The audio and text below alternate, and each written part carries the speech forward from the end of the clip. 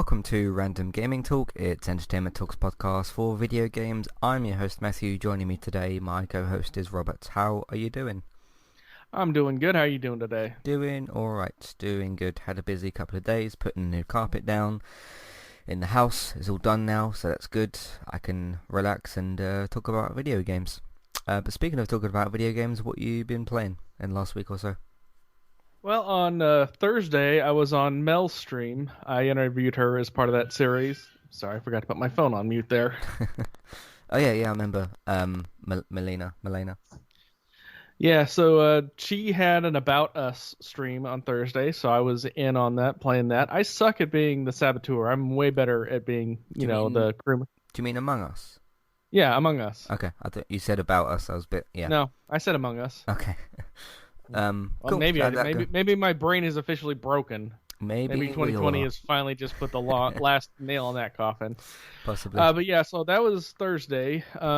Still grinding through 7 Days to Die. Just finished day 42, and that's when things get interesting because their version of a boomer starts to show up. So you got an oversized zombie spitting acid balls at you, which is super fun. Mhm. Um, been doing the Animal Crossing. I finally got that going. It's good. I mean, I can understand why it sold millions. It's not like my game of the year. I'm still on the fence on that one, but yeah, that's kind of sums it up. Cool. So I think I'm pretty sure I mentioned last week I finished Crash Bandicoot 4. And I did talk about that on last week's podcast. So finished that recently. Did my review. I'll mention that in the housekeeping section and whatnot. And then played because I played so much Crash, I went back to a bit of Call of Duty. That's been kind of fun. Still broken in certain places. It's just server issues. There's nothing actually wrong with the gameplay of the game. Like I'm not glitching through the wall or anything stupid like that. It's been the server issues for the game, which is an Activision thing. But still having some fun with that. Met a couple of new people in the last week or so. It's always quite good.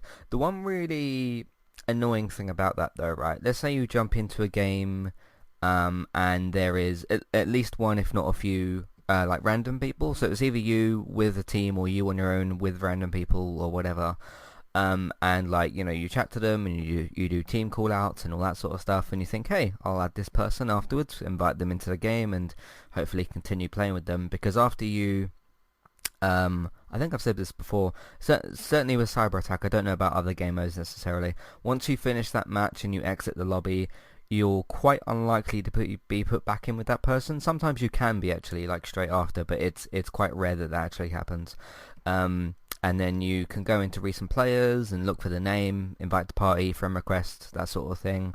And sometimes they're either not there, or sometimes like the invite to game option won't be there, but you can send them a friend request, so that kind of works. But at the end of the day, if you can't send that person a friend request or a game invite, and then you lose that person off of your recent players list, like if you turn off the game later and then come back on, that person's kind of gone, which is a bit of a shame.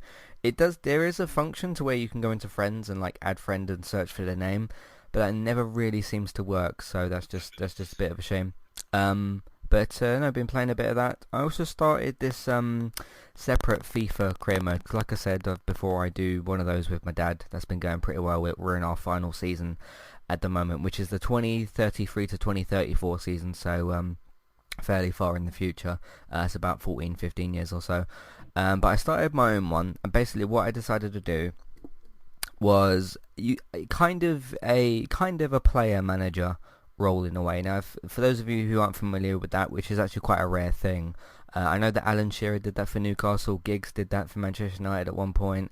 Those are the only two players I can actually think of that have done that role. I know Wayne Rooney does that currently for Derby. He's the manager of the team, and he also plays for them as well. But what you can essentially do, you go into career mode, play your normal matches, set up the team and that sort of thing. Make sure you click on it as a manager career.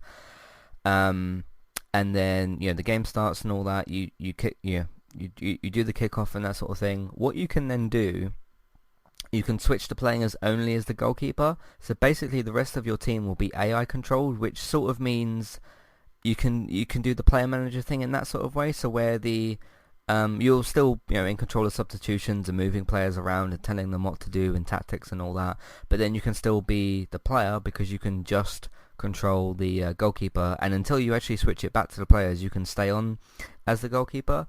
A bit of a different in terms of controls and that sort of thing. You're using your right stick most of the time because basically you move the goalkeeper with the left stick, and then as a player goes to shoot towards you, you either go up, down, left, or right with the analog stick, and you try to save the shot. And then obviously there's things like tackling, throwing the ball out, kicking the ball out, putting the ball down, or normal things that a goalkeeper would do. Doing quite well. I'm in the top 3 in my first season. Done fairly well in the Champions League and in the other cups as well, Carabao Cup, FA Cup, those sorts of things. It's quite tense at some points. I'm like winning games just barely, losing games just barely, drawing certain games. There's only been like 2 or 3 games I've kind of run away with it, but those have been against teams like Leeds and Newcastle and whatever, so you can kind of expect that a little bit more. Did just play against Liverpool yesterday, beat them 2-1 at Anfield, which was quite good. But no, it's been quite good fun. It's intense at certain points. Sometimes it's not as involved, if your goalkeeper isn't getting the ball very much, you're not really doing a whole lot. But it's still quite good and interesting. What do you kind of think of the idea of like taking control of the goalkeeper and letting the team kind of run around? They're fairly reliable as well. They don't sort of act like headless chickens. See, I don't actually play any of those games, so I didn't know you couldn't do that. So yeah, I think it was introduced. Can't remember which FIFA. Somewhere between FIFA 12 or 13 or so and onwards, where you could control the goalkeeper and you can do, career modes as them and that sort of thing. So that's pretty much what I've been playing at the moment. I've been watching a bunch of The Expanse as well. I know that's TV related stuff, but I'm just mentioning other things I've kind of been up to. Finished all 10 episodes of season 4, and Watch Dogs Legion comes out. Pretty sure it's this week because there was a tweet from Ubisoft last week on Friday, I think it was, and it said, hey, Watch Dogs Legion out next week. I'd actually forgotten that was the release date, that it was this week.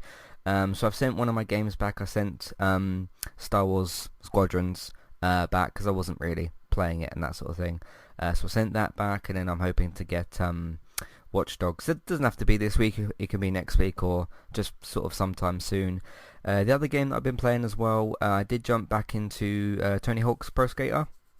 And doing all because you start in the warehouse, don't you? In the first game. I don't know if this is like a normal thing to say about the game, but I find it kind of not difficult. I just find myself running out of time really quickly. Like I'm fairly capable of getting the skate words and doing the tricks and that sort of thing. I'm not saying I'm struggling in terms of being bad at the game. I'm just, as soon as I start finding things, I've got like 30 or 45 seconds left, and I just seem to quickly run out of time. And I know you can go again and you can keep going again, but it sort of cuts your momentum short a little bit. Like if you're collecting skate and then you get to K or something, and then you got to get the other letters, I sort of just keep running out of time. How did you find when you got on with the remastered games? Well, I remembered from when I played them originally, you're not going to be able to get everything all in one run. So you just have to say, I'm doing this, find everything, which usually takes you a couple, 3 times, depending on how big the map is. Right. Then you do this and this and this and this. The only thing you can really chain together is the scores, the high scores, because, as long as you keep doing tricks, you're going to get high score. And that's really just dependent on doing ramps and then being able to do the switch off the ramp to keep the trick going. Right, and grinding and whatever. Yeah.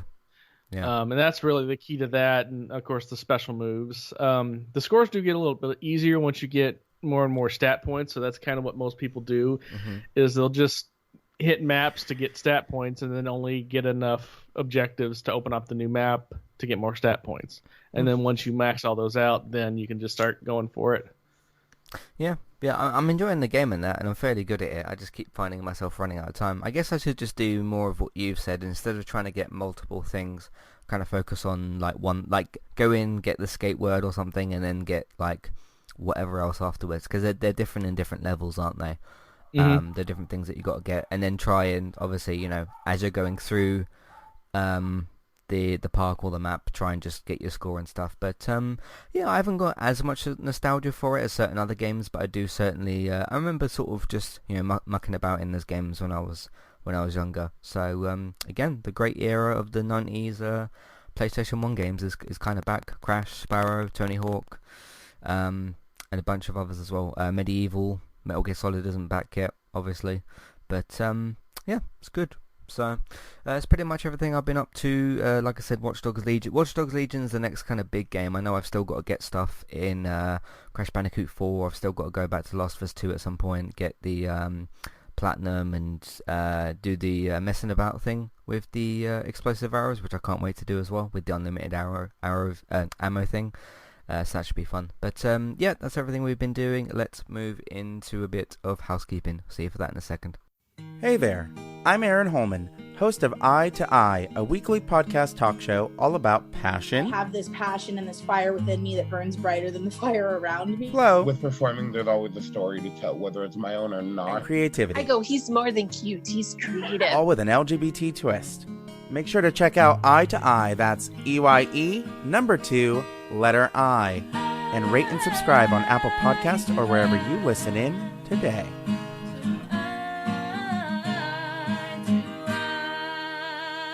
I'm Christy. And I'm Jackie. And we are Killer Fun. We explore the intersection of crime and entertainment every other week. For as long as people have been communicating, they have been talking about who did what to whom, and is that socially acceptable? Because the boundaries of society, crime, and entertainment have always gone hand in hand. The more salacious, or weird, the better. From books and movies to television shows and games, we look at how life and art imitate and inform one another. And we can't get together and not laugh. So let's face it, there's going to be laughing. Killer Fun is available anywhere you listen to podcasts, so join us.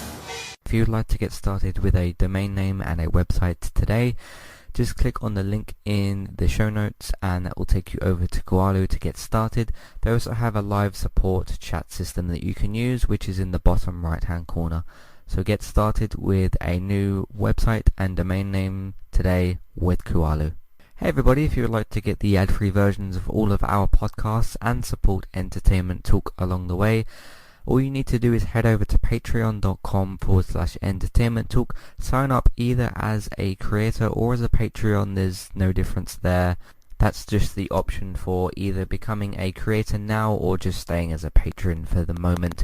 And then all you need to do is support us at the $1 level tier. That will get you access to all of the ad-free podcasts that we've done in the past, and get you access to all the ad-free podcasts in that month as well. So it's a great way to support us on Entertainment Talk and to get rid of the ads and get your ad-free podcasts. You can also become a patron at the $3 level tier. That gets you access to ad-free podcasts and allows you to redeem a review of a TV show or a film of entirely your choice. That's one per month for either a TV show or a film review, which is at the $3 level tier. As always, thank you very much for listening. Back to the show. Alright, recently on Entertainment Talk, Fear the Walking Dead still continuing in the UK and in the US, obviously. Season 6, Episode 3 was this week's episode, and yeah, I did my podcast for that yesterday, so if you're watching that show, one of the Walking Dead spin-offs, you can check that out.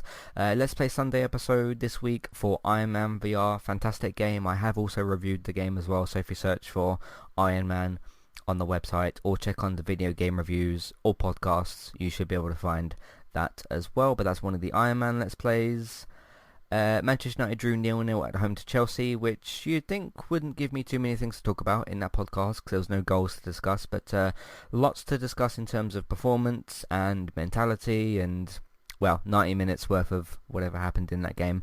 So there's that. Manchester United do travel to Leipzig, I believe that's what they're called, tomorrow in the Champions League, so I'll be discussing that tomorrow after the game happens, so look out for that as well. Like I said, Crash Bandicoot 4 review, must play is what is the rating that I gave it. I think it's a must play video game, and with the subtitle very much of love and respect, which is the message that I get from the the sort of signal I get from the developers is that not only did they make a really, really good video game, but there's a lot of love and respect and callbacks and all that sort of thing in Crash Bandicoot 4. Very, very, very happy with that. That does have a spoiler section in it, by the way. You wouldn't think a Crash Bandicoot game would necessarily have a spoiler section, but it does at the in the second half. But of course, in the first half, you can still listen to that if you've not played the game to get my final impressions and whatnot. Star Trek Discovery is still continuing on CBS and Netflix in the UK. Season 3, Episode 2 so far. Season 3, Episode 3 will be out on Friday, so look out for those on Fridays. Me and Robert performed a skit last week, which was quite interesting to do. You played as sort of the Hollywood executive who doesn't really know how to do his job, and I played as the poor old intern sort of person that is trying to make sense of the situation. Do you remember doing that? Having fun with that last week? Yeah, that was a ton of fun. Yeah, that was pretty good. Halfway through it in my head, I was J.K. Simmons, and I had to stop myself from saying, "And get me pictures of Spider-Man." yeah. It's that kind of role, isn't it? So the angry boss, if you want to call him that. In this situation, it's called the Hollywood reboot, and it's the boss that wants to reboot everything, even though some things are still in development. But that was pretty fun to do. You can go and check that out if you want to. Walking Dead will be on still continuing. Season 1 Episode 3 was the most recent podcast. We will be covering Season 1 Episode 4 tomorrow when we do that podcast, so have a look out for that tomorrow as well. Breaking Bad podcast is now finished for Season 1. We're going to be doing the Season 1 feedback podcast soon. I don't think it will be this week, possibly next week, but at some point in the near future. So that's Season 1 Episode 7 for the season finale, and some point next year, because it won't happen this year, some point next year we will cover probably Season 2. I don't know when, but we'll just put a pin in that for 2021, so you can have a look out for that as well. And that's pretty much everything we've been doing on entertainmenttalk.org and on podcast platforms. Let's move into some news.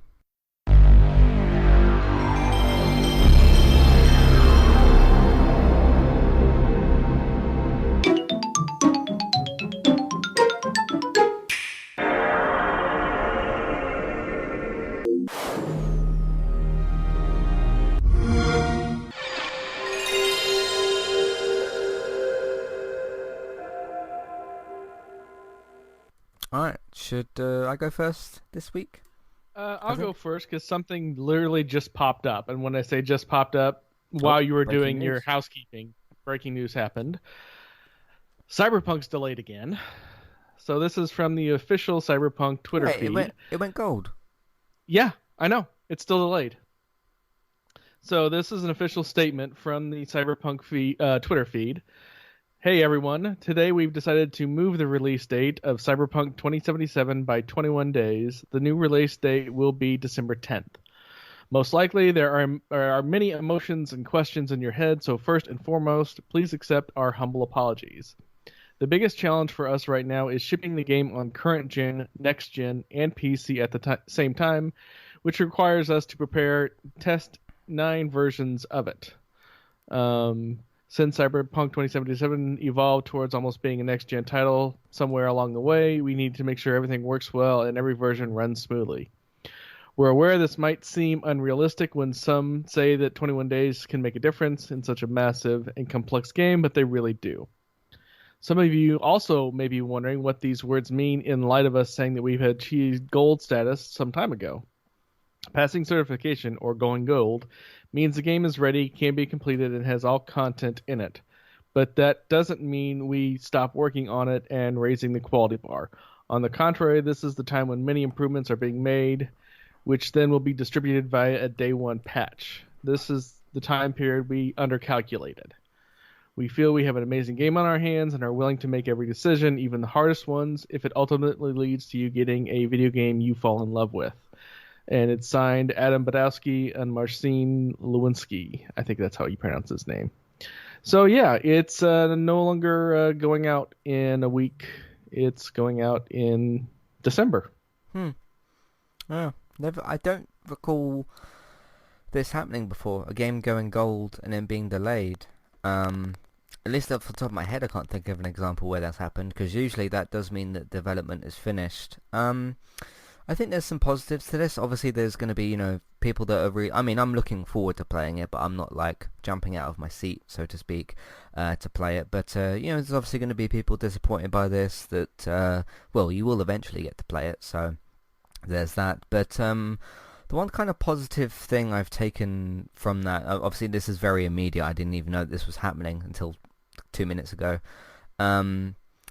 You know, we've seen examples of games in the past, and I could sit here and list a bunch of different ones that, you know, have come out and haven't been finished, and, you know, launch now, fix later kind of situation. And not that I thought, you know, Cyberpunk was going to come out and be broken, but, you know, to just take that little extra level of care and attention. Clearly they're going pretty far with that, not only with the whole crunch thing that they've talked about, but, you know, with going gold and then delaying again.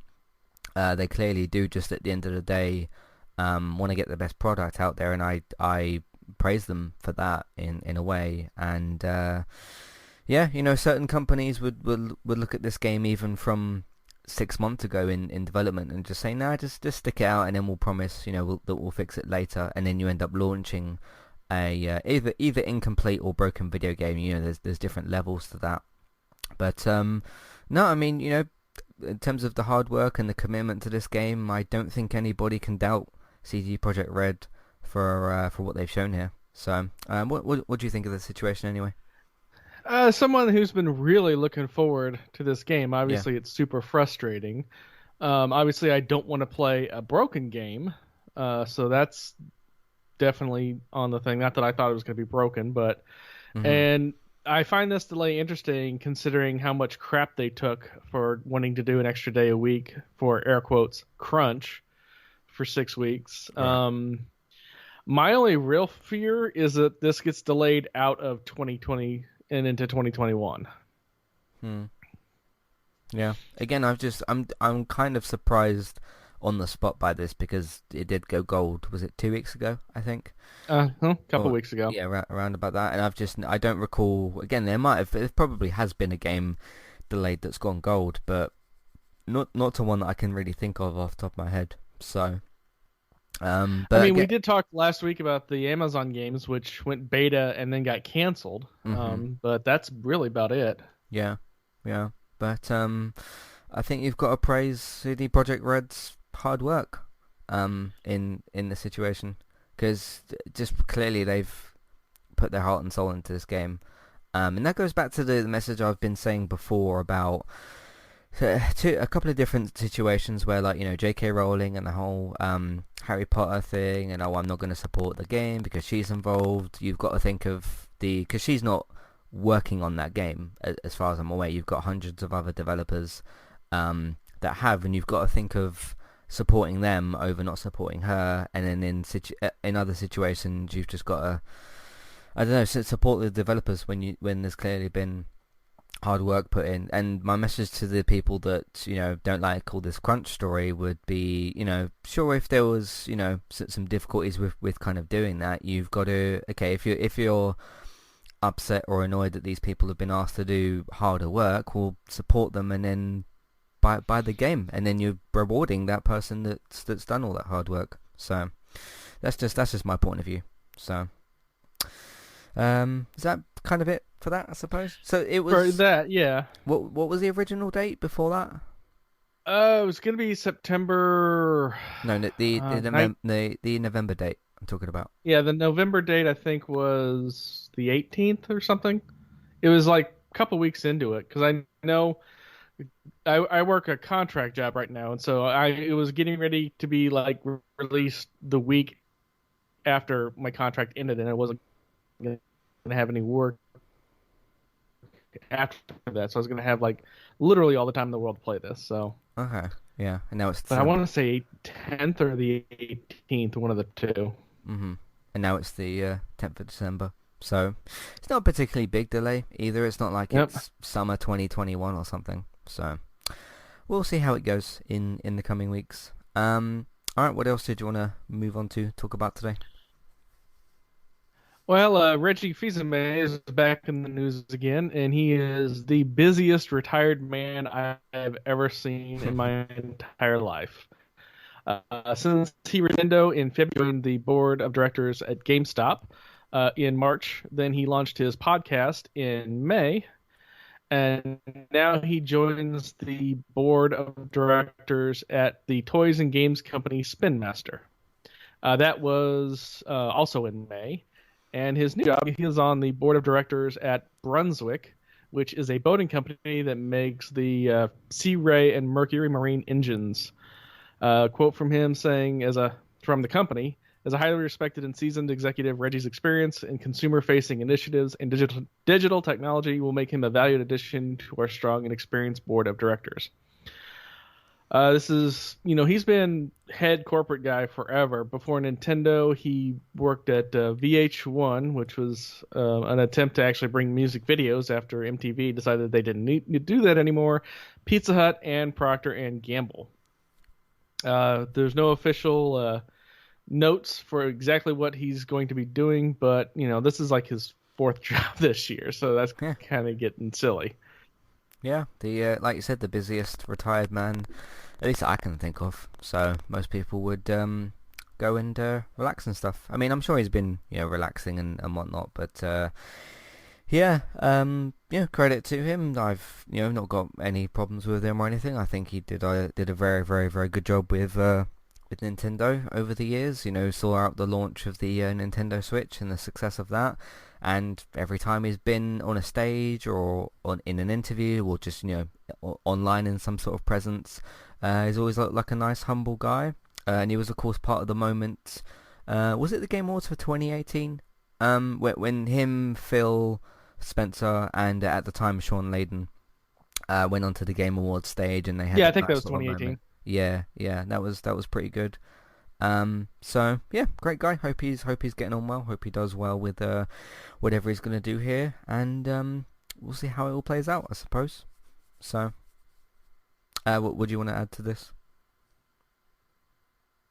Oh, nothing. It's just that he was the face of Nintendo for so long. People forget, he had a corporate career before that. Yeah. But outside of that, yeah, he's always seemed like a genuine, guy. He's always really loved the projects that he's done. Can't knock the success of the Switch. I mean, that thing absolutely blew away expectations. Mm-hmm. So good luck in his fourth job. So cool. All right, what else do you want to talk about today? All right, well, we'll stay on Nintendo because we got a little bit of Switch Pro rumors. The next generation Switch, which is supposed to be out next year, could be sporting a new mini LED display. The new tech would be supplied by Taiwanese panel manufacturer Innolux, according to a report in Economic Daily News. The mini LED is meant to improve contrast ratios and produce deeper blacks when compared with LCD panels when lit with regular LEDs. That technology you can actually see now because that appeared in last year's TCL 8 series televisions. Essentially, the tiny lights could mean ultimately a better picture quality, sharper contrast, brighter colors, and more distinction in the colors. This report falls in with some other rumors about the Switch Pro, like a 48-hour battery life and the possibility of a 4K upscaling, which just saying 4K on the Switch just sounds really friggin' weird. That's going to blow that up. Yeah. If Nintendo chooses not to use Innolux, it's a signal for a potential break from major Japanese manufacturer Sharp and Japan Display Incorporated. The article reached out for comment from Nintendo, but they had not heard back yet. So what do you think about that? Well, I think if you play a game on 4K and you're on a Nintendo Switch, it will explode. No. I think the next step for Switch, if they're going to do, because this has been talked about for probably a couple of years now, because the Switch is 3 years old. 2017, 3 years. Try going from, because at the moment most Switch games, at least from the ones that I'm aware of, can play in 720p, I think. So the next stage shouldn't be 4K. The next stage should possibly be 1080p. And then trying to go from maybe 30 frames a second to maybe 60, 1080p instead. Because I would just have to imagine that even if this, let's call it a Switch Pro for lack of better current terms or whatever, if it would be called that or the Switch Plus or whatever, because companies like to name things Plus these days. I think I can't imagine currently a version of the Switch that would run games in 60 and 4K. I just can't really imagine that being a thing, because I mean at the end of the day, if you can somehow get a version of the Switch to run games in 4K, then you shouldn't have too many problems getting, like, you know, the upcoming sort of next gen games on the system. Because one of the Switch's current problems, even though it's a great little system, you know, if you've got family or kids, or even if you just want to Switch for yourself and you want to connect it to your TV and then, you know, play it on the go or put it on a table or something, it's great for all that. It's a really, really great system. Apart from the Joy-Cons, the actual Switch itself is a great console. But what was I going to say? But yeah, I think that with the current issue of it being that even games from 5 years ago, so things like The Witcher 3, and I know The Witcher 3 is a very demanding game, like, you know, technically, and it runs in quite low resolution and low frame rate, which is great that they can still put a version of The Witcher on the Switch, but it sort of seems like with this report, and I know this is kind of rumor mill-ish sort of stuff, instead of it seems like this is maybe trying to jump 2 steps forward instead of just 1 at the moment. Again, if they can jump 2 steps forward, go from 720p games to 4K games, and it can actually work, and the battery life can also sustain that, because that's one other thing you gotta keep in mind. If you're doing these higher frame rates and 4K graphics, that's gonna kill the battery very, very quickly, so you gotta keep that in mind as well. But if they can pull that off, that's a really, really great step for Nintendo for next gen, because as we start to get further into the PS5 Series X era of games, and games become even more demanding in a technical sense, it's going to be more and more difficult for the Switch to even keep up with, because like I said, games from 5 years ago, you can't play The Witcher 3 on Switch at 60 1080p. Has to be, I think it's 30 frames and 720p, but it's definitely not 1080p 60 frames. So we'll see. I just think that they're possibly trying to step too far forward, but if they can pull it off, great. But we shall see how it works. What do you think? Yeah, I mean, I've only just started playing with the Switch, and graphically, what they've designed for it looks great. So as long as that stays, you know, we'll just have to see when the final product comes out. Mm-hmm. Yeah. How are you getting on with your Switch and Animal Crossing, by the way? It's good. I'm liking it. It plays really well. I still hate the Joy-Cons. They're terrible. At some point, I'm looking on Amazon to see if there's anything that can make it play a little bit more comfortably. And at some point, I'm gonna have to get like a controller because that little slidey dock thing that comes with it is just way too small. I'm also not getting used to the button layouts, because normally since I do Xbox, it's always the bottom of the 4 buttons that I use to like advance. That's actually cancel on the Switch, and it's the one on the right that actually advances it. So I've been screwing that up a lot. Yeah, because A's on the right, and then on Xbox it's on the bottom. Same for PlayStation. I know it's X instead of A, but basically the confirm button that you're talking about, they're both on Xbox and on PlayStation at the bottom, either A or X, and then on Switch it's the button on the right, which is A, because for some reason both Y and X and B and A are flipped over, which doesn't make a whole lot of sense, but again, it's kind of a Nintendo thing. One of my recommendations, I can't remember the name of it off the top of my head, I'll be able to possibly look it up for you.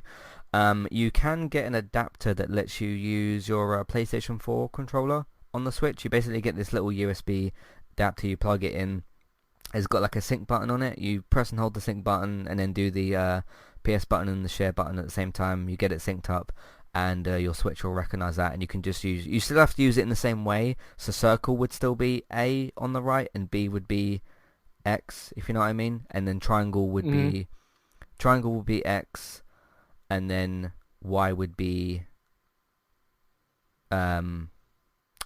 is it Y? What's the left button on the Xbox? I've forgotten for some reason. I think it's Y. I think it's X on the left, isn't it? And then Y. Yeah, Y at the top and then X on the left for Xbox. Those are switched around. But I'll try and find. It's in my room, the adapter that I've got. So I'll try and look up the name for you. It only cost me, I think it was about £15 or something. Which is, you know, if you want to use the PS4 controller, at the end of the day, it's cheaper than going and spending, I don't know, $50 or whatever. I'm sure there'll be sales for the Black Friday that's coming up, so that's probably what I'll do. I'll just make do with it until then. So cool. That's only a month away. So. I mean, as someone who's had the Switch for a while, 2018 maybe, I can just know I can't use Joy-Cons anymore. So yeah, because in a way they're the ones that are designed for the kids, and then the Pro Controllers are the ones that are designed for the adults. But the problem is, if you go and get a base version of the Switch, it doesn't come with a Pro Controller. So hang on a sec. Yeah. Yeah. What's up? What box? That one.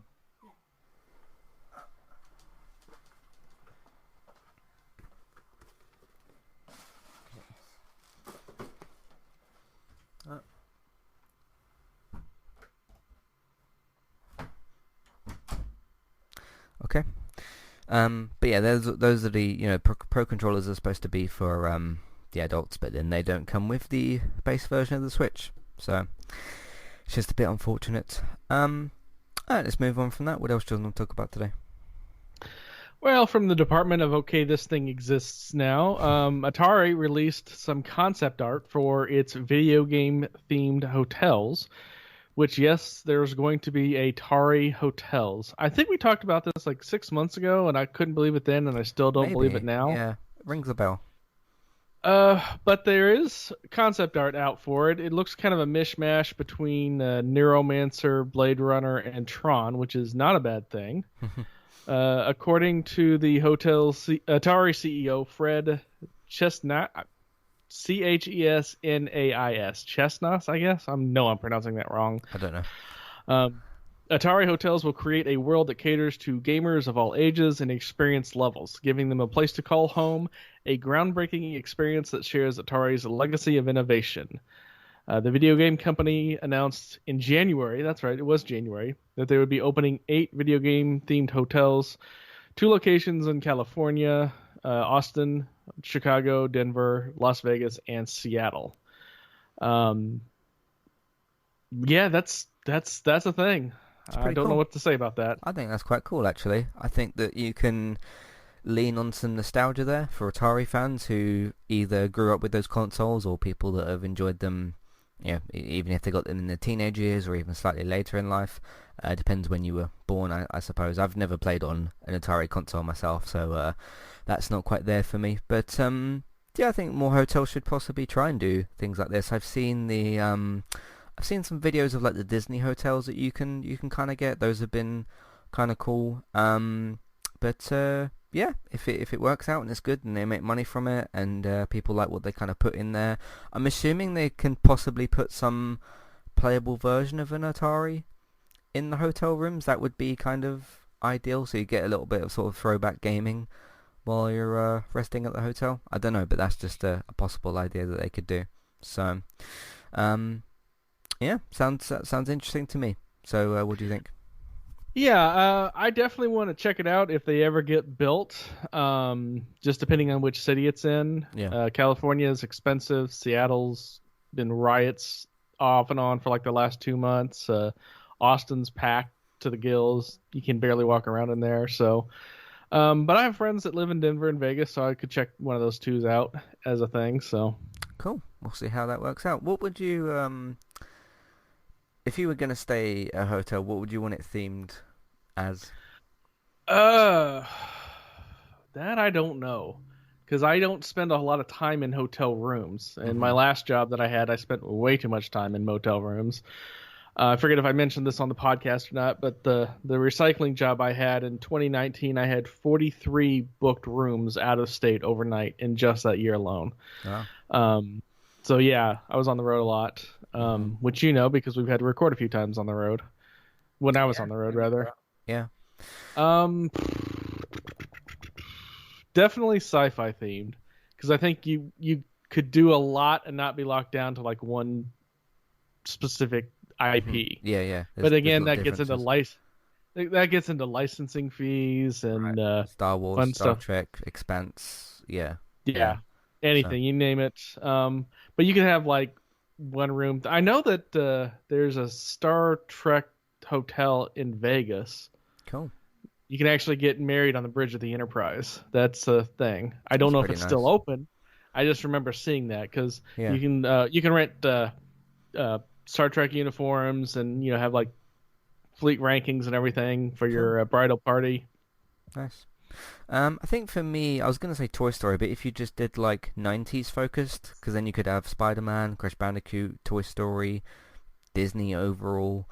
I don't know that I'd want to sleep in like a Last of Us hotel. I appreciate like the grimness of the story and how mature it needs to be and all that, but I don't know that I'd want to sleep in a room that's themed around that, like I wouldn't want a picture of a clicker on the wall or something, or like one of the Seraphites or the wolves on the wall or something.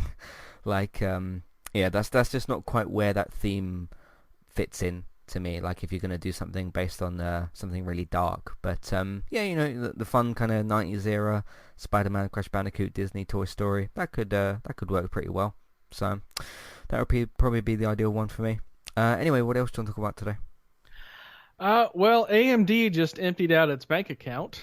AMD announced that it will soon acquire Xilinx, a chip manufacturer that specializes in custom chips such as the FPGA, which stands for Field Programmable Gate Arrays, and the SoCS, the System on Chip. The deal announced will see Ryzen, Radeon, and EPYC chip makers acquiring the computing company with a view to expand AMD's data center and custom silicon portfolio. Take a wild guess of how much they spent to buy this company. Probably not 8 billion like the Bethesda thing. Probably not 4 billion like the Star Wars and Marvel stuff. I'm just thinking recently in terms of money that we've talked about on this show. A few $100,000. I really don't know particularly, but that's just my rough guess. 35 billion. Oh, 35 billion. Okay. That surprised me. Yeah. Yep. Not quite as much as what Disney paid for Fox, but then that's pretty out there. So. Yep. According to the article, with a $35 billion price tag, Xilinx is valued close to what Nvidia paid for ARM, a grand sum total of $40 billion. Nvidia also spent $7 billion last year on data center networking company Mellanox, which that's a weird name for a company, which is sure to factor in AMD's decision to purchase Xilinx, as it will allow AMD freedom to deliver high-performance computing and data center environments with its custom chips. The Xilinx team is one of the strongest in the industry, and we are thrilled to welcome them to the AMD family, said, what's this guy's name? CEO Dr. Lisa Su. By combining our world-class engineering teams and the deep domain experience, we will create an industry leader with vision, talent, and scale to define the future of high-performance computing. So, yeah, that's the thing now. Yep, it's a lot of money spent. Hopefully it works out for them, because you won't want a company to spend that much money on something and not have it work out necessarily. So good luck to them. I don't have anything particularly to add to the story, but yeah, good luck to them. We'll see how they get on with that, I suppose. Yeah, AMD has been crushing it with their processors and their graphics cards, so this is really gonna just push them forward. Cool. All right, what else do you want to talk about today?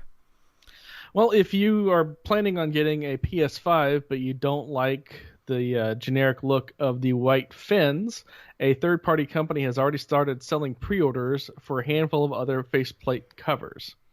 The site Playist Station, that's very clever, is offering 5 color designs right now: cherry red, indigo blue, chromatic, jungle camo, and a limited edition matte black. Reasonably priced at $40, including the limited edition. The site says that it's aiming to ship within 2 weeks of the PS5 launch to assure they arrive close to new consoles. You can also select a digital edition faceplate. Obviously, the faceplates are different for the digital and disk drive editions. I like that. I kind of miss the early 360 days when you could swap out faceplates and make them look a little different. Yep. I would advise waiting for a couple weeks, because I don't know how they're modeling these faceplates, so you never know if they're going to be 100% accurate in terms of fitting properly. So...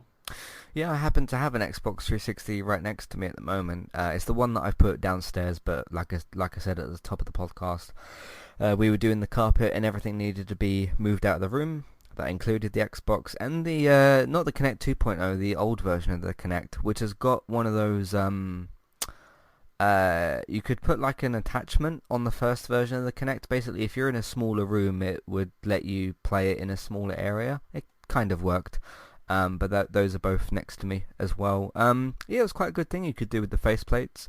Because on the Xbox 360 I'm looking at, there's the white console. It was just the standard version of the 360 console. It wasn't the Elite or the whatever the other one was called.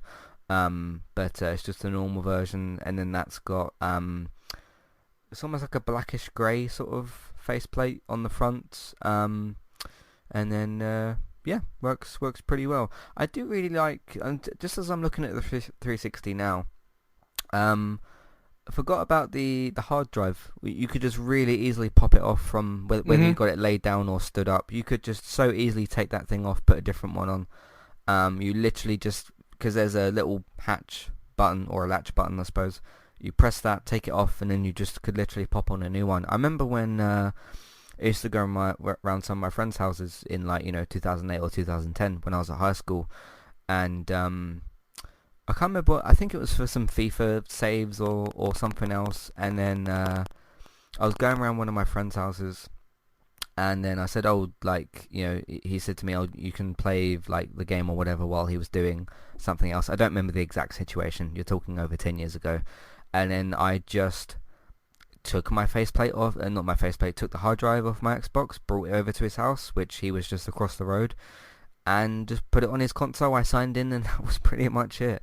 It was quite good. But yeah, I like things like faceplates. I think this will be good for the PS5. Hopefully, it will do quite well for them. And yeah, it's good that they're trying to obviously launch pretty close to the console's start and everything. I would follow the advice that Robert said as well about just wait a little bit of time just to see if these things work properly and sort of function properly, and don't kind of ruin anything for your PS5, because you don't want to buy a new $500 console and then buy a faceplate and then it ruins it for some reason.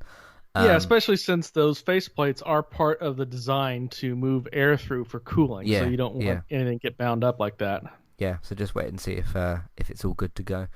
But yeah, I miss things like faceplates and even just things like console startups. I actually just recently got my PlayStation 2 out, because as we were again sorting out for the carpet and that sort of stuff, I came across Theme Hospital on the PlayStation 1, and it's a game my mum used to play, and I said, hey, I could probably try and, I don't know if it will definitely work, but I'll try and set it up for you on the PlayStation 2. It all works good. She's got like a game that she's, or like a save file that she's playing at the moment, and yeah, it's interesting with, I don't know if you've done it yourself, if you play a PlayStation 1 game on a PlayStation 2, it will give you the first part of the PlayStation 2 boot up, and then as it reads the game and goes to boot into the game, it will do the end part of the PlayStation 1 intro. I just kind of miss things like that. These days your consoles just sort of start up and that's it. Like the menu's there. And I get it, people want their consoles to boot up fast and just kind of get on with either watching something or playing something. But I think you should maybe be able to have an optional console startup. So, because it's just kind of a cool little addition. But anyway, yeah, I hope that these PS5 faceplates work pretty well. I'm not too particularly bothered myself with them. I'll probably just get the white version of the PS4, like the standard edition eventually. Sorry, the PS5 eventually, and just kind of go with it. Like I've said before, with both my Switch, Xbox One, and PS4, I've just kind of stuck with the original versions, and it's all been good so far. So, but what's your plans for buying any of this sort of stuff? Well, I'm still looking for the Series X to go back available on Amazon. Like I mentioned before, the credit card that I have has a points rewards program, and I can convert that directly to gift cards on Amazon. Yeah. So I can pay about half of that off on Amazon, buying it through there. Definitely getting a Series X first, just because I don't really play on my PlayStation a whole lot. I mean, outside of when I'm going online to do the Ghost of Tsushima stuff, I hardly ever play it at all. I just don't use it enough to justify buying a new one. I mean, the only reason why I have a PS4 is because I had a 10-year-old laptop I didn't need, and a guy was willing to trade for it, so we did a little swappy. Mm-hmm. Cool. All right, what else do you want to talk about today? Okay, the last thing I have is a little fun thing that happened with Microsoft. You can say a lot about them. Lacking a sense of humor is definitely not one of them. No. Ever since they revealed the Series X, people have been making jokes about how boxy and large it is, which is ironic now considering the PS5 is way bigger than the Series X. Yeah. Yeah. They're both pretty big, also... but the PS5 is something else. So... but a lot of people also joked that it looked like a fridge. So Microsoft made a Series X refrigerator. Cool. And I'm not even joking. There are three that they made. It's just your normal standard size fridge, outside of the fact that it looks like a Series X and it plays the Xbox boot up music when you open the fridge, which that would get annoying after a while. Oh, cool. No, I think that's kind of cool. Maybe it would get annoying eventually. Yeah, it's cool, but eventually you would get over it. Maybe, yeah. One fridge went to iJustine, the YouTuber. So if you go on her YouTube, you can see her doing an unboxing, and it is comically big. The other went to watch that. Yeah. Yep. I've seen a few of her videos before. She's kind of cool. So. Yep. The second fridge went to Snoop Dogg because why not? The third is actually going to be given away on to a lucky winner. You do have to follow the Xbox and Microsoft Twitter page to see how they're going to give it away. They don't have anything listed yet. So when you're on Twitter, just search Xbox. That's literally the account. And at some point, they'll have some kind of contest going to where you can win yourself a Series X fridge. Cool. Don't know about you, but I'd like one. I think they'd be kind of cool. And like you said, the startup noise might get annoying eventually, but I don't know. Maybe there's something you can do about that, or something. I don't know. The only thing that's really missing from the fridge is a display to stream xCloud on. Have you seen that? Have you seen those videos? I have, yeah, with like Doom and stuff like that. And for people that don't know, there are some brands of fridges that have like a smart LCD panel on it that you can do like make a shopping list, or some of them are doing it for energy efficiency. They have actually a camera, so you can actually tap the screen and see what's in the fridge without having to open the fridge. They're doing it as like an energy efficiency thing. And some people are modding the OS because it's obviously a Google variant of the OS, and Right. they're using that to stream xCloud, and they're playing video games on their fridge. So why not? Yep, we live in a interesting era. Yep. Certainly. So We live in wild times, that is to be sure. Yeah, definitely. But no, I think it sounds kind of cool. I'm gonna have to go and watch iJustine's video. I've seen her do unboxings for like iPhones and a bunch of other stuff before, so she's quite cool on YouTube. But yeah, kind of a cool little idea. What do you think? Would you get one? If it was a raffle, then yeah, I wouldn't say no to it. Sure. I just would hope there's a way to turn that noise off. Yeah, I remember with the one of the Xbox versions of one of the Forza versions of Xbox. I remember when you turned it on, it did like a car rev startup sort of sound. Yeah, there was a Forza 6 themed Xbox. Yeah, that was kind of cool. I like little things like that. It's something a bit different, isn't it? So, anyway, you said that was your last thing to talk about? Mm-hmm. Cool. Well, let's talk about some live-action adaptation versions of certain video games. The first one, the Uncharted movie, which, by the way, in case some of you don't know, which some people clearly don't, given the comments that I've seen this week, before I get into any of what this news even is, this is a prequel. So if you're looking at Tom Holland and thinking that he's too young to play Nathan Drake, that's because he's playing a younger version of Nathan Drake. And this was announced at least a few years ago, so just to set the stage a little bit. But we got our first look of that. Tom Holland was on set. I think he was visited by Nolan North. He went to give him a chat, maybe give him some advice, because obviously Nolan's been voicing that character for some time. Did you manage to see the fully dressed version of Tom Holland as Nathan Drake? Yeah, it definitely looks pretty close to the video game. Yeah. And yeah, he does look young, but let's be fair, he looks young regardless. Right. He's about your age. He's like 23, yeah. I want to say. Yeah, it's about that age. Yeah. So I think he's a little bit younger than me, actually. So yeah. But yeah, I think he looks great. You know, I looked at the image that they put out. It was put out by PlayStation and Naughty Dog, and I think Tom Holland himself put the picture out. I think the outfit looks really good. And I've been kind of positive on this film for a while. This kind of could feel like a little bit in tone of what Solo was, the Star Wars film, the prequel based on Han Solo, of course, and again a prequel as well. There was a part of I think it was Uncharted 3 that went back in time a little bit, and then you kind of saw a flashback of Nathan meeting Sully, and then them kind of like bonding and stuff and kind of getting on. I think it will cover that sort of time period. But yeah, this isn't supposed to look like the older version of Nathan Drake, because if you remember, we had the Nathan Fillion little YouTube sort of film version of that and everything. This isn't supposed to be in line with that. But the other one that we saw as well, Mark Wahlberg, who has been cast as Sully, showed a little sort of first look of what he looks like as Sully. Not quite as sort of, you know, fully dressed up and everything. He just had a moustache and was sitting in a hair and makeup chair, I think. Did you manage to see that? Yeah, I can see Mark Wahlberg in that role, especially if they're going for a younger. Mm-hmm. Yeah, I think he looks good in that. Obviously, this version with Mark Wahlberg wasn't like fully dressed and everything like Tom Holland's was. Some people have said that maybe he doesn't quite fit Sully. I can see him kind of fitting into that role. It's a very sort of particular role to play, certainly. But no, I think they've got two very good casting choices here. They've still got a few others to make, obviously, eventually. We don't know how much time if there is sequels, it depends how it does in the box office, obviously. How much time the first game will cover, because eventually he will probably meet Elena when he maybe gets a bit older.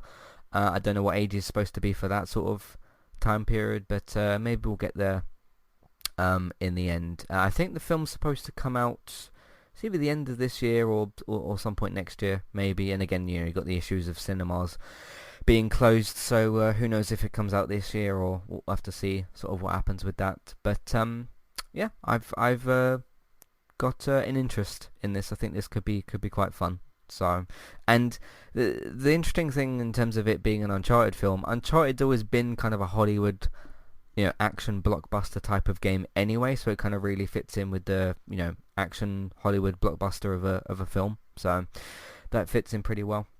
Yeah, the biggest issue is always going to be with a film, you're limited on time to tell a story. So yeah, but it being kind of a prequel, that limits them, and that actually frees them up to have a very specific story to tell without doing anything non-canon to the video games. Yep.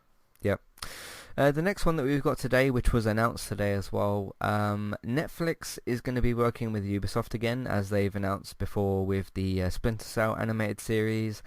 There was that Division film that was announced as well with Jake Gyllenhaal and someone else a couple of years ago. We haven't heard about that, but they're working with Netflix again for a live action version of an Assassin's Creed TV series is going to be in the works. Now, first of all, I hope that this is better than the Michael Fassbender film that we got in 2017, 2018. I didn't actually finish watching it. I actually turned it off because I thought it was particularly bad. Again, I think with something as deep as the lore with Assassin's Creed, you need more than 2 hours to do something like that. So I think a TV series could work pretty well. You know, if you have a 10-episode or 8-episode Netflix series, and you go into different eras and different seasons or something. Yeah, I think this could be quite good. Kind of came out of nowhere, kind of a nice surprise, but you know, I've kind of drifted away a little bit from my interest with Assassin's Creed, just given what they did with the story. The story was still okay, but I just didn't particularly like the direction that they've gone in the last couple of games. I am going to try out Assassin's Creed Valhalla whenever that comes out. I think it's next month, isn't it? Yeah, what's your interest level for a Assassin's Creed Netflix series live action? I'd have to know more about it. I'd have to, That's true. who's in it, who's starring in it. You know, are they going to bring in the whole, Animus? You're sitting, the Animus, are you sitting in a chair, or is this going to be, it's just one of those things you got to have a lot more details. So, yeah. So, early for all that at the moment, but we will see how this works out. There has been, in the last year or so, or even just in the last couple of months, there has been a lot of video game to TV adaptations announced. We've had, was it the Fallout series for Amazon? We've had this Assassin's Creed thing. We had Last of Us for HBO announced. We've already got a few out there. Obviously, things like The Witcher, which yes, I know is based on the book and not the game, but it's still kind of the same thing. And then there's the Castlevania. The Netflix series for that, which I never did finish the second season of, and I've heard good things about, so I'll have to go back to that. Let's move on from that and talk a little bit about Jason Schreier and the PlayStation 5. Now, before we get into what this is about, I actually agree with him here, which is going to make a bit of a different, interesting conversation perhaps. So it seems as of this week, or as of today, there's been some embargo stuff listed for the actual PlayStation 5, because the Xbox Series X and the PlayStation 5s are starting to go out to press and for impressions and all that sort of thing. So this is what Jason said. By the way, you can check out Jason's work on I think it's Bloomberg he works for now. If you want to go and read some of the stuff he makes, I just want to mention that as well. So if you want to check that out. So he said the following: the PS5 controller is wild. I've been playing Astro's Playroom, the game that comes with the system, and the combination of rumble, haptic feedback, adaptive triggers feels more next-gen than any graphic improvements we've seen yet. More to come in my review closer to launch. So I guess it's, his actual review of whatever he's doing is probably embargoed for now because consoles come out next month and stuff. I actually did reply to Jason's tweet here, and I'm going to read out what I said. And I said, and this is why advancing gameplay for next gen is not only more important but more useful than worrying about graphics for next gen. Just sort of touching on him saying that these next gen features that he's talked about with what the DualSense can do is more kind of impressive to him than any graphical stuff, and I would absolutely agree with him with that. I do think that going forward, this, of what I've kind of said before, trying with video games to not only necessarily with the games, but maybe with the controllers and different things that you can use, like maybe camera stuff or controller features that you can kind of use. Improving those things and advancing that forward is not only more important to me than improving graphics, which, let's face it, are fantastic these days. We're certainly spoiled with how good things look. Is not only more important than that, but it's more useful, certainly, because as you're playing a video game, you're going to be interacting with it all the time. Sure, you're going to be looking at it and looking at the good view or the great character models or like how different stuff looks, but I would certainly say it's more important to and more useful to improve the graphical side of things. What do you make of all of this? Yeah, I've started watching some of the unboxings. It definitely looks like it's a more durable controller, and definitely agree with the haptics on that. Did you see the rest of the unboxings with the headphones and the camera and all that? I didn't. No, I haven't seen any of the unboxings. I just read some tweets and stuff today. So yeah, they definitely spent a lot of time with build quality, making sure that was good. So that's important, definitely. Yeah. But where do you stand on the whole, innovating on games and what this DualSense can possibly do? It's one of those things that until we get games to take advantage of it, we really don't know. So yeah, that's also true. So moving on to the stupid part of the episode, not because of us, but because of what somebody else has said. I'm sure many of you will know what I'm about to talk about. This guy's name is Alex Hutchinson, and he works for Google Stadia, and he said the following. Streamers, so Twitch streamers, YouTube streamers, etc. Streamers worried about getting their content pulled because they used music they didn't pay for should be more worried by the fact that they're streaming games they didn't pay for as well. It's all gone as soon as the publishers decide to enforce it. The truth is, streamers should be paying the developers and publishers of the games they stream. They should be buying a license like any real business and paying for the content they use. I don't think he's quite understanding that when, let's say later today I go and stream Call of Duty, right? I'm advertising that game for Activision. It's an Activision product, it's an Activision game, there's developers attached to it. Sure, I haven't bought any sort of license fee to stream it, but You know, I know we're in 2020 and we've seen some pretty out there, strange, stupid, weird stuff. This is one of the stupidest things I think somebody's ever said in this industry. And judging by, you know, the many, many, many comments that people were attaching to this in the last couple of days, there's certainly a lot of people that agree with me. Just the whole part of needing to pay a license fee to stream a game that you've already bought. So not only have you already supported the developers by actually buying that video game, you're then advertising it for those, you know, because if you're a popular streamer or whatever, saying, hey, come and check out this game, you know, Call of Duty or Crash or, you know, whatever. If a viewer comes over to your stream and they go, hey, that Cyberpunk game, that looks pretty cool, I'll go and try it out myself. You've advertised that game for that company, CD Projekt Red in that case, and that will help the developers. But I don't think this guy quite understands that point of what he's trying to make. But anyway, Robert, what do you think of this statement? Well, I agree with you that it is pretty stupid. It's also kind of tone deaf to what streaming is. Yeah. I have to be honest, in the technical, he is right in the sense that you don't have to buy a streaming license, but technically you're not allowed to stream it. But it's one of those things that nobody ever enforces it unless it becomes like a serious issue with broadcasting rights. Like you can't just stream a television show because that's a broadcast. But since you buy the game, that is part of that. No developer is ever going to do anything about that because that's free advertising for them. Yeah. If you look at a game like Among Us, there's no way Among Us works without being a stream. There's no way anybody really buys it without a stream. And it's basically a game designed to be streamed. I know originally it was a mobile game, but until people I knew started playing it on stream, I had never heard of this game, and I played it on Mel's stream last week. So yeah, I mean, again, like I said, technically he is right, but nobody's gonna do anything about that. Mm-hmm. Yeah. At all. Yeah. Ever. Yeah, it's just you know when you read stuff on the internet, which we do every day, and you're just kind of taken back and surprised.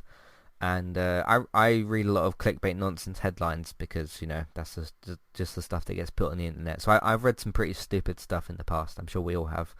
But when you get a quote like that from somebody who works for Stadia, it just kind of surprises you. So yeah, that was that. And you know, it's very, very, very strange. So anyway, let's move on to the feedback, questions, comments, whatever we've got for this week. If you would like to send in your thoughts, feelings, questions, comments, or maybe concerns about video games or anything related to Entertainment Talk, Matthew at entertainmenttalk.org, Twitter eTalkUK, there's a contact page and information in your show notes. Kelly says, sorry Matt, I can't get into The Last of Us 2. The game feels too slow to me. First of all, I'd say you haven't got to apologise to me. You haven't hurt me or offended me or anything like that.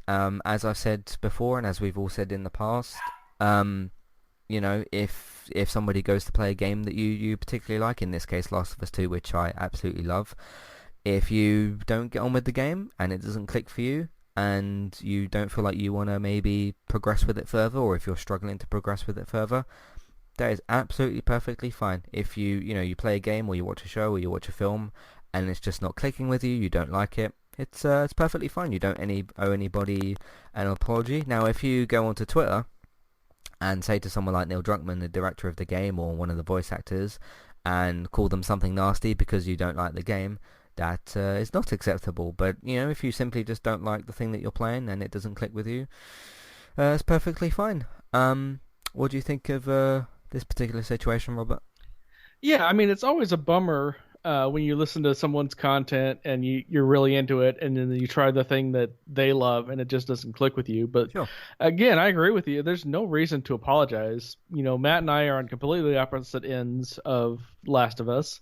I did finish Last of Us, 1 for the story, and it was an okay game. You know, it's a solid 7.5 if we had to give it a number scale, which I'm not the biggest fan of, but and at some point I'm sure I'll play Last of Us 2 if it goes on like a deep sale. if it's like, you know, 20, $30, something like that, I might pick it up and play it to play it. But, you know, there's games that I love that nobody has that much interest in. I've probably sunk 1,000 hours into the various State of Decay franchises between, you know, the first one and the second one. Mm-hmm. And I don't know if you've ever played any of those games, but, you know, it is what it is. So Yeah. At the end of the day, that's all fine. It's all about opinion. If you do or don't like a game, you're not right or wrong in that situation. So, but we appreciate the email nonetheless. Hopefully, if you do maybe decide that you want to try again and press on with the game, hopefully it clicks with you. Maybe not to the level it did with me. Obviously, that's a very particular special experience for me. But hopefully you do like it potentially a bit more if you play it a bit more. Yassine says, I'm still torn on which next-gen console to get. Next-gen still feels muddled to me. Any advice? I'd agree with Yassine here. There's still certain... I would say mostly on the PlayStation side, things that we don't quite know about. Because I was kind of thinking the other day, you know, the games that I kind of play regularly, the games that I want to keep at the moment. So Crash Bandicoot 4, one that I'm going back to. Last of Us 2, one that I want to go back to. And Call of Duty Modern Warfare. I still don't know if and when I'm going to switch to Black Ops Cold War, but that's a different question. I was sitting there the other day on my PlayStation 4. I was getting ready to, I think, play Call of Duty. And I was looking at my cross-media bar, or the dashboard for the PlayStation. I thought, like, okay, it's been confirmed that, you know, like Naughty Dog said that I'll be able to play Last of Us 2 on my PS5. That's great. You know, if I do or don't decide to get a PlayStation 5 next month, let's say I do, I don't know if I go to download Crash Bandicoot 4 or put the disc in for Call of Duty Modern Warfare. I don't know what's going to happen. I do know that I assume if I go on my PS5 along to my library and go and download Last of Us 2 that would probably work that way, since they confirmed that game's backwards compatible. But, you know, if I go and buy a PlayStation 5 and put in Call of Duty Modern Warfare, or, you know, FIFA, or the Star Trek game that I've got, or Watch Dogs Legion. Actually, Watch Dogs is playable, isn't it? So, I don't know if it will come up and just say, you know, this game's not compatible, or if it will load or start downloading, or I've no idea. So, yeah, it's a difficult sort of situation. Now with Xbox, as you've pointed out before, you know that you'll be able to pretty much go and play Gears, Halo, Forza, most of the other games, Hellblade, probably some others as well. But what do you think of Yassine's situation with next-gen console confusion, I suppose? Yeah, no, I understand. That's one of those things that really just, I mean, obviously, first off, you don't have to get it right at launch. Sure, yeah. Obviously, availability is going to be a thing here. Really, just look at, you know, which one do you use more? Which one are you always using for non-gaming stuff, like streaming, like Netflix or TV Hulu or TV or anything like that? Which one do you regularly find your friends on if you play online multiplayer? And really just go from there. So yeah. I think the friends part is kind of interesting as well, because, you know, there is a lot of people that I play COD with, and a lot of them are actually on Xbox. Obviously, I discovered them through the game and then added them as an Activision friend because they're on my Activision friends list. So finding friends might not necessarily be as much of an issue, because there is more cross-play games than what we've probably ever had before. Mm-hmm. But that's not necessarily a guarantee with every game. I mean, there was news announced, I think it was today or yesterday, that the, I don't know if it's the whole of the Zombies mode, but the Black Ops Cold War game that's got the new Zombies mode, there's some sort of exclusivity for PlayStation.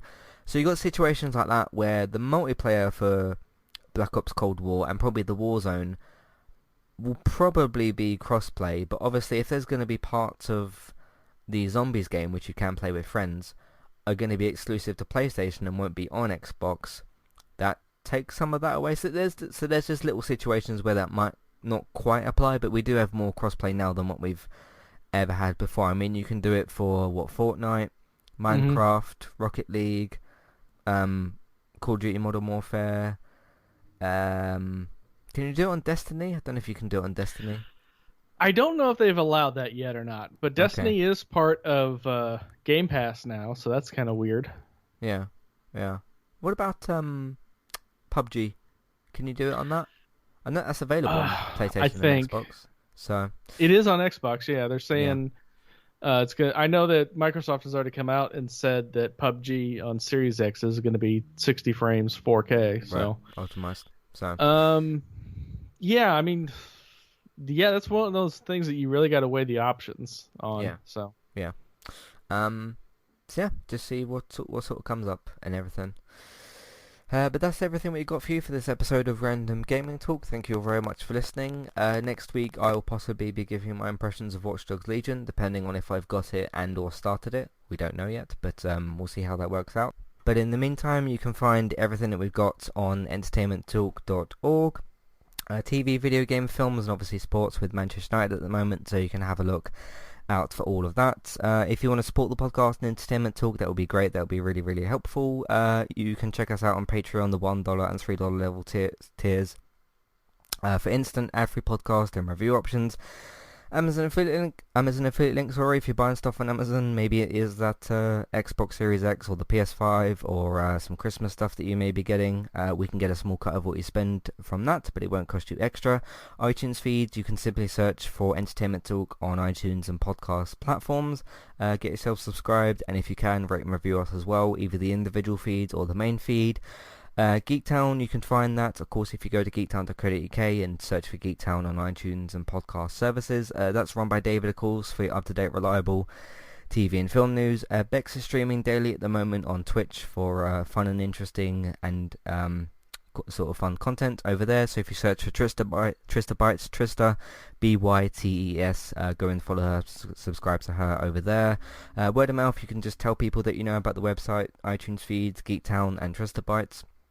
Social media, you can do the same thing, but if you do that through Facebook and Twitter and different Facebook groups. And lastly, look out for Let's Play Sundays. Thank you all very much for listening, and we will see you next time. Goodbye. Goodbye.